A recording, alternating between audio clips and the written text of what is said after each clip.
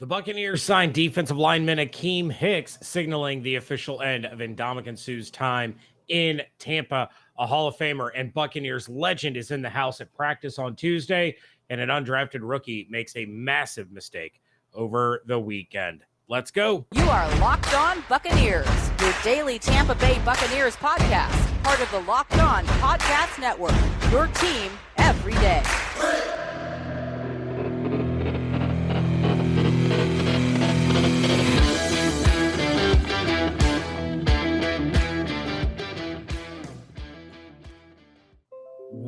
What's up, and welcome to the Locked On Bucs Podcast, part of the Locked On Podcast Network. It's your team every day. We are your daily podcast covering the Tampa Bay Buccaneers, free and available on all platforms, including YouTube.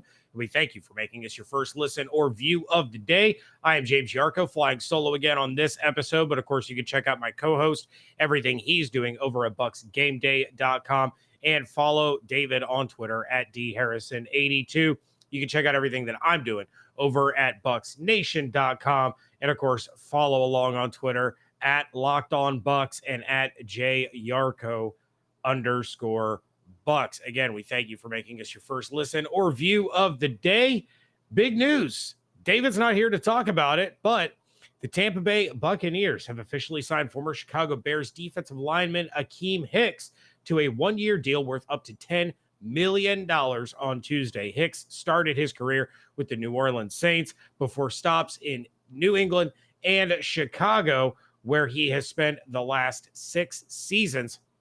He hasn't played a full season since 2018. That was his third year with Chicago. In fact, his first 3 years with Chicago, he played all 16 games of each season. But since then, since the 2019 season, he has played just 29 games due to some injury problems. He has 40 and a half career sacks, 31 of those coming in the last 6 seasons with the Chicago Bears, are averaging just a smidge over 5 sacks per season in those years with the Chicago Bears. And of course, this means more than likely, I'm saying it definitely is the end of Ndamukong Suh's time with the Tampa Bay Buccaneers. I don't see how both guys would fit with the Buccaneers. I don't see how the money would work having both guys with the Buccaneers.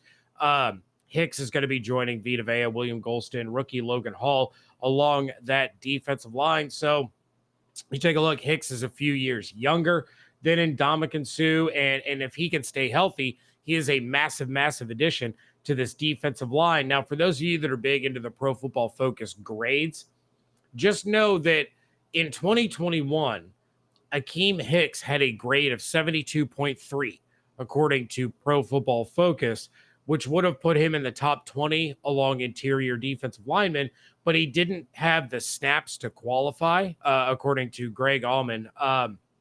Now, their grade for Ndamukong Suh in 2021 is 52.3.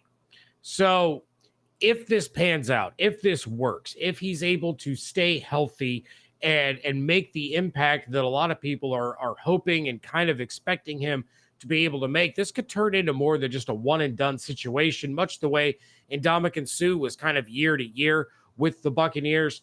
Akiem Hicks, if he has a big year, might be able to sign a multi-year deal. Now, the specifications on the contract have not come out yet, but you would assume with them still needing money to sign the rest of their rookie class, with them still needing money to probably, more than likely, potentially sign Rob Gronkowski, there might be some voided years tacked on to this one-year deal. And of course, if he signs, with the team again after this season, you can kind of manipulate that a little bit and defer some more of that money down the line, and it won't leave you with the dead cap hit. So a big move for the Bucs this late into the offseason. The Buccaneers have not officially announced this move. It was originally reported by Adam Schefter, confirmed by Rick Stroud and Greg Allman of the Tampa Bay Times and The Athletic, respectively. And so once the deal is officially announced, I would expect Akiem Hicks to be at the building sooner rather than later. But you take a look at the impact that Hicks has been able to have at all of his stops. He played with Tom Brady in New England. That was back in 2015. He was just there for part of the year. He started the season with New Orleans, went to New England, and played 13 games with them in that 2015 season. So again, this is all predicated on, can Hicks stay healthy? Because over the last 3 years, he played 5 games, 15 games, and 9 games. Before that, he had played 16 games for his first 3 years in Chicago. He had played all 16 games in that 2015 season, split between New Orleans and New England. And then he had played in 14 games his rookie year, 15 games in his third season, and a full season in his sophomore campaign.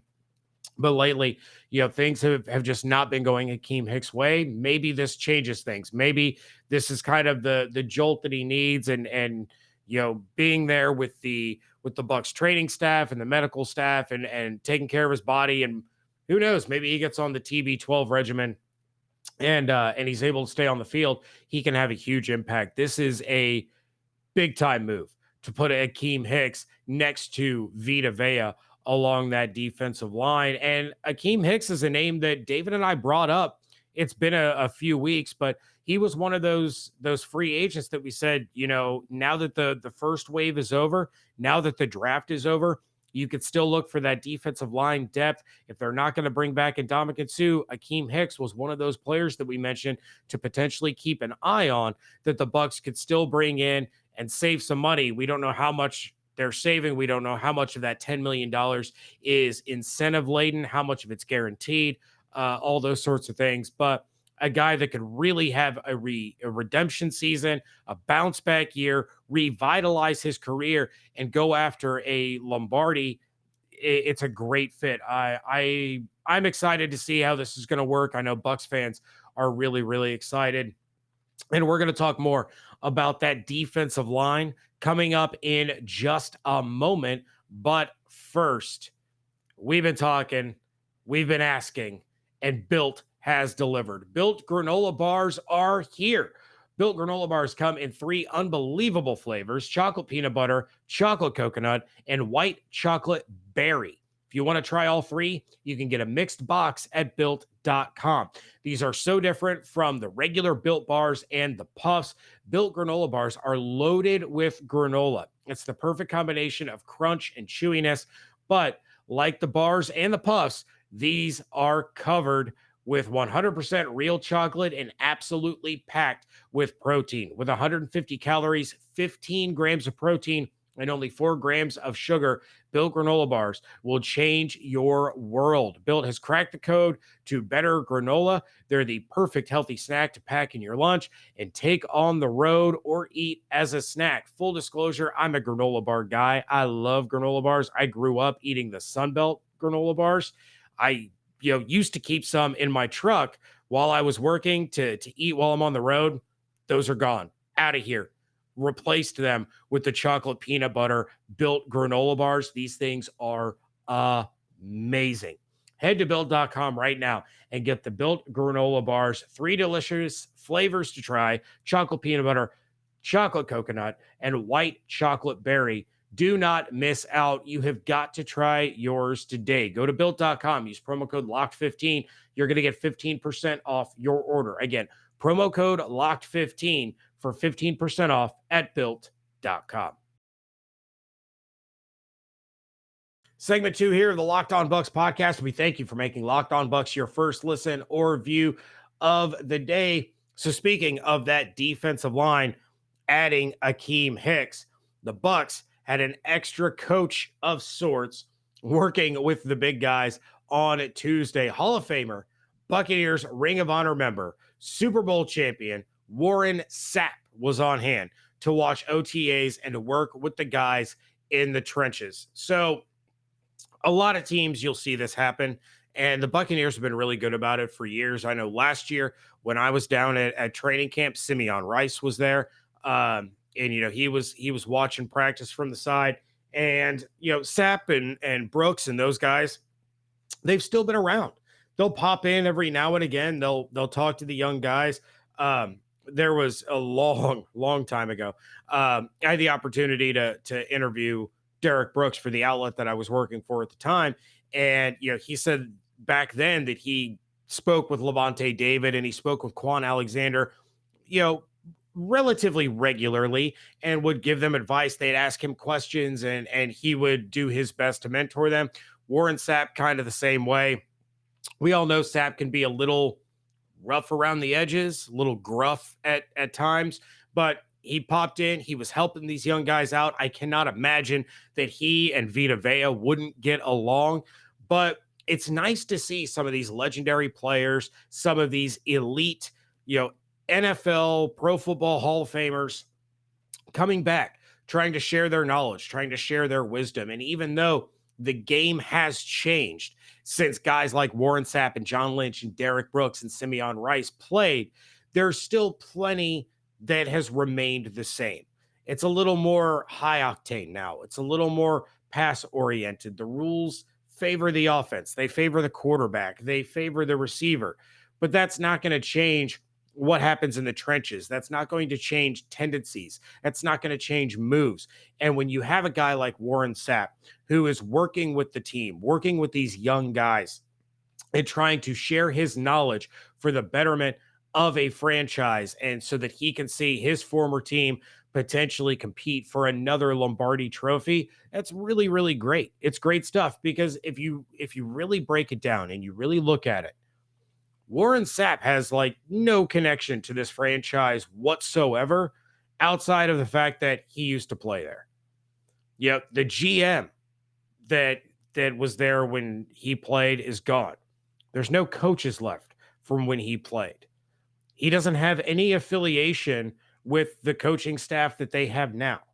He didn't play with any of these players. He played against Brady, but he didn't play with any of these guys that are out there. So for him to take his time and to go out there and say, you know what, I'm going to go help these kids out today. I want to see what they're doing at practice. I want to see how Todd Bowles is doing things. I want to talk to Byron. I want to see what they have going on over there in One Buck Place or the Advent Health Training Center. And I want to work with William Golston. I want to work with Vea. I want to see this kid that they drafted with their first pick in the draft this year, this Logan Hall kid.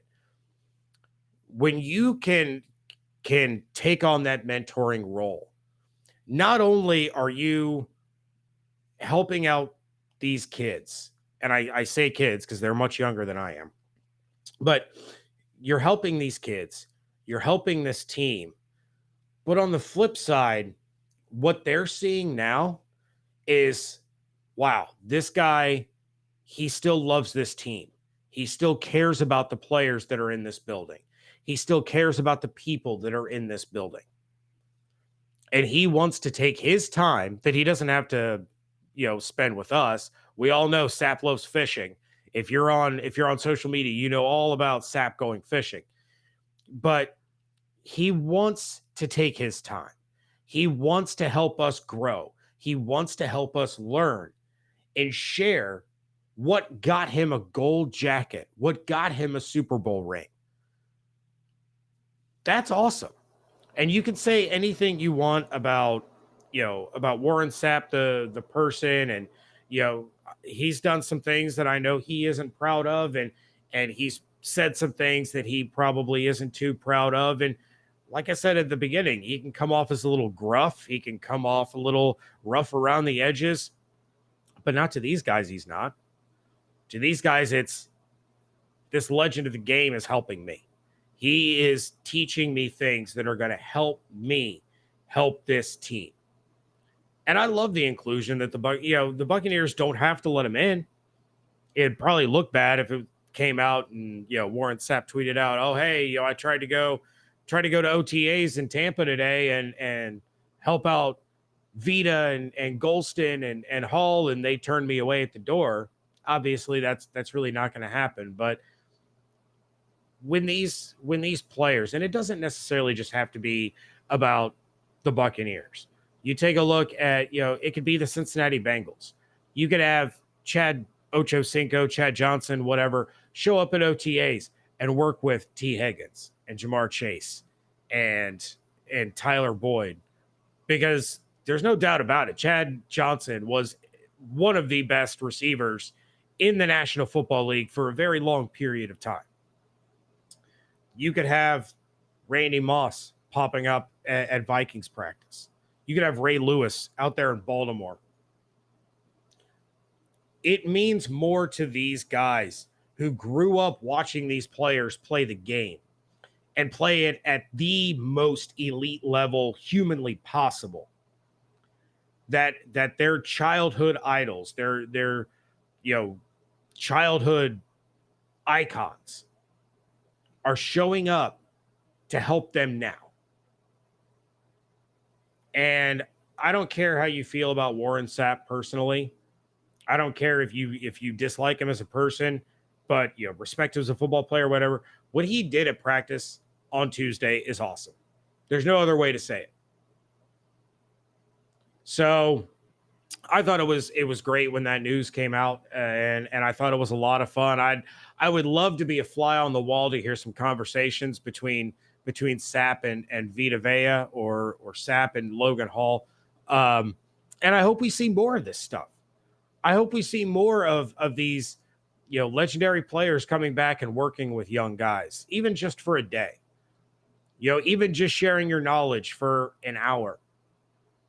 Because it would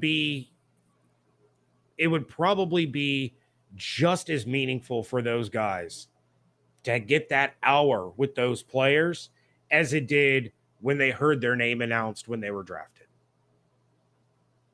And again, I don't mean just with the Buccaneers. I want to see it all over. I love stories like this. I want to hear about Dan Marino popping up at Dolphins OTAs to sit down and talk to Tua. I want to hear about LaDainian Tomlinson popping up in Chargers camp and, talking to Justin Herbert about what worked for their offense when he was out there with Phillip Rivers and they were an electric, explosive offense. It's just fun. It's fun. And that's what it's about in OTAs. Yeah, you're getting some implementation, you're getting practice time, but if there's opportunities to do these kinds of things, OTAs is when it needs to happen. Once you hit training camp, all right, now we're serious. Now we have specific things that we got to do. We have specific items that we have to hit on. We have a tight schedule. So do it in the mini camps. Do it in the OTAs. Have some fun with it. I love to hear it. Let me know what you guys think. And, of course, I'll drop the email and the voicemail at the end of the show. Coming up in just a moment, we are going to talk about the flip side of something as fun and lighthearted as Warren Sapp helping at practice. And we're going to get to a little bit more bad news about a Buccaneers tryout player who was arrested over Memorial Day weekend. But first, our partners at BetOnline continue to be the number one source for all your betting needs and sports information. Find all of the latest odds, news, and sports developments, including this year's basketball playoffs, the Stanley Cup playoffs, Major League Baseball scores, fights, and even next season's NFL futures. BetOnline is your continued source for all your sports wagering information, from live betting to playoffs, esports, and more. Head to the website today or use your mobile device to learn more about the trends and action. BetOnline, where the game starts. Wrapping things up here on a Wednesday edition of the Locked On Bucs podcast, and some bad news over the weekend. Buccaneers wide receiver Travis Jonsen, who made some noise at minicamp, coming out of Montana State University over the weekend. He made some noise that wasn't quite as good as the noise that he made at minicamp.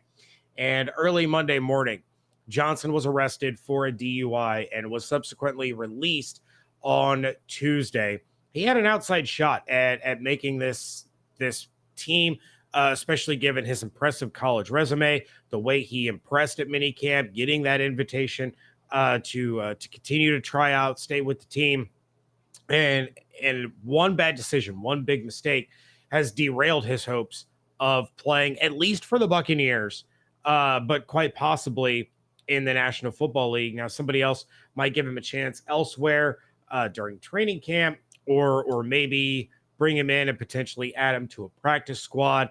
But this was a really, really bad decision by Travis Jonsen. And I realize we've all made bad decisions, right? We all, especially at that age, we think we're young. We think we're invincible. We think it's not going to happen to me. It's not, I'm not going to get caught. I'm not going to get busted. I don't even feel drunk. I'm not even buzzed. I'm fine. It just takes one mistake. And look, I'm not going to, this is not going to be a James soapbox moment, but when you see situations involving DUIs, especially as an athlete, this kid has the opportunity to go from undrafted to making a 53-man roster. And it got blown in one night because of a really, really dumb decision. We just saw a few months ago an NFL wide receiver get behind the wheel of his car, drunk, and kill a woman.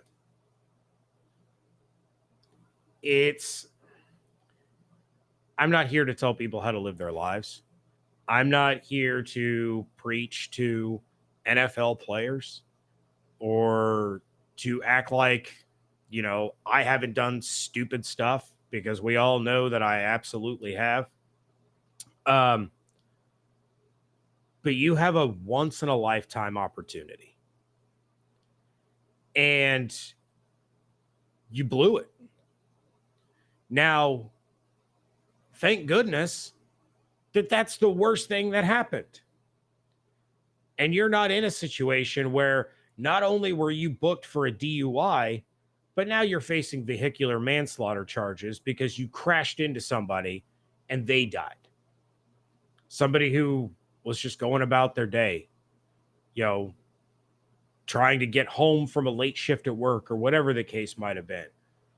And because you thought you were good, you got behind the wheel and you killed someone. You took another person's life over a dumb decision. So what I really hope comes from this, especially for Travis Jonsen, is that he learns and understands the magnitude of the mistake he made.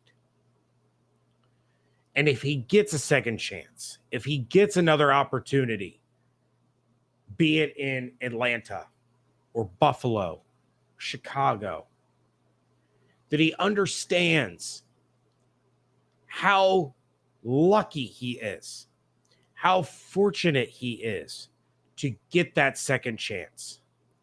And then he doesn't blow it again.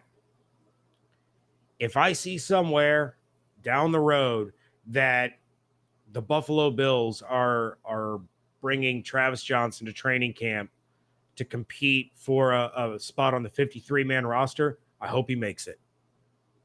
I hope he makes it, and I hope he learns from this just absolutely terrible mistake.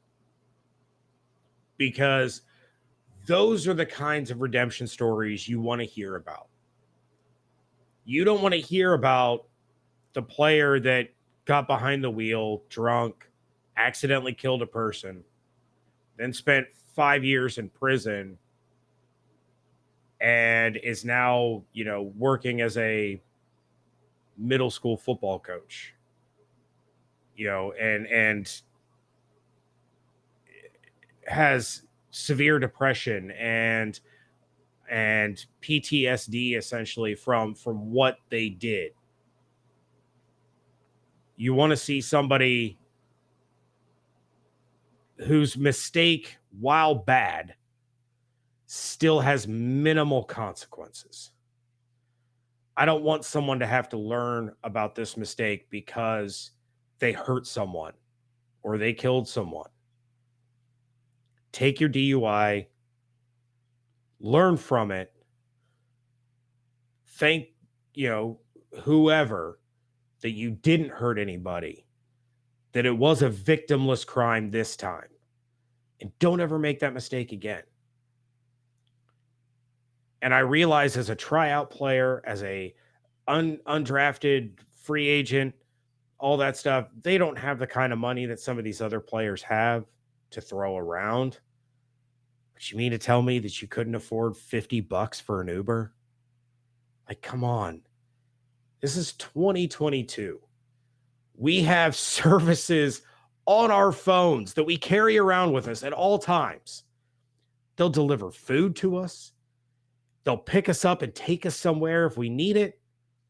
They'll deliver our groceries for us. Just be smarter. Because next time it's not going to be victimless. With that, I guess this did become a soapbox moment. But hopefully many of you out there are shaking your heads in agreement. And you're hoping that Travis learns from this and is able to get a second chance and make the most of it and doesn't make this mistake again. Just don't drink and drive. That's all I can say. With that, I am going to get out of here. Thank you so much for making Locked On Bucs your first listen or view of the day. Now make your second listen Locked On NFL. The schedule may be dark, but the NFL never stops. Neither does Locked On NFL. Get insights and opinions from hosts, including Ross Jackson, Chris Carter, Tony Wiggins, plus local Locked On NFL hosts repping all 32 squads. There is no offseason for real fans, so make sure you're subscribed to Locked On NFL on YouTube and wherever you get your podcasts. David will be back tomorrow when I'm not here, but he's going to have a special guest. Very excited for this guy to come back on the show. I'm disappointed I'm going to miss it, but I know you guys are going to be excited to hear from our good friend Bailey Adams, now of Pewter Report. If there's any topics or questions that you guys have that you want to throw David and Bailey's way, of course, you can send us an email to lockedonbucspodcast@gmail.com or give us a call at 813-444-5841. Starting next week, we will be down to 3 shows a week. Now, that doesn't mean David and I aren't going to pop up and do a 4th or maybe a 5th, content permitting. But if you guys want some of that bonus content through the month of June, you're going to have to use that email and voicemail to send us your questions, your topics, your ideas, your thoughts, so that you continue to get up to 5 episodes per week. But even if we just bring you 3 a week through the month of June, I promise you, coming in August, you guys are going to be getting some like double episode days. All right. Especially when David and I are in Tampa on location for training camp. We're going to have plenty of content coming at you then. But if you want those bonus episodes, of course, we're going to need your help. Again, the email is lockedonbucspodcast@gmail.com. Phone number is 813-444-5841. For David Harrison, I am James Yarcho. Check out all of our written content. David is at bucsgameday.com. I'm over at bucsnation.com. And make sure you follow along on Twitter at LockedOnBucs, at JYarcho_Bucs, and at DHarrison82. Hope you all have an absolutely outstanding day. Stay safe, stay healthy, wash your hands, be good to one another, fire those cannons. We thank you so much for joining us right here at Locked On Bucs.